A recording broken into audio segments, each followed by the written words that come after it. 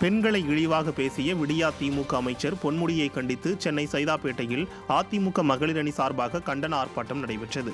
பெண்கள் குறித்து ஆபாசமாக பேசிய பொன்முடியின் அமைச்சர் பதவியை பறித்து கைது செய்ய வலியுறுத்தி கழக மகளிர் அணி செயலாளர் ப. வளர்மதி தலைமையிலும் கழக அமைப்பு செயலாளர் கோகுல இந்திரா முன்னிலையிலும் கண்டன ஆர்ப்பாட்டம் நடைபெற்றது.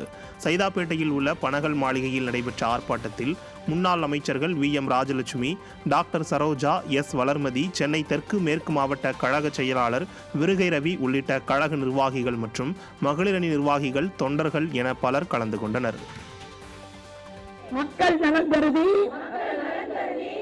நலன் கருதி பெண்களின் நலன் கருதி அமைச்சர் பதவியிலிருந்து நீக்கு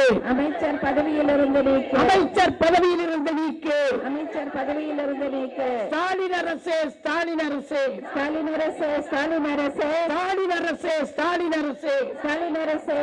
அரசே கைது செய்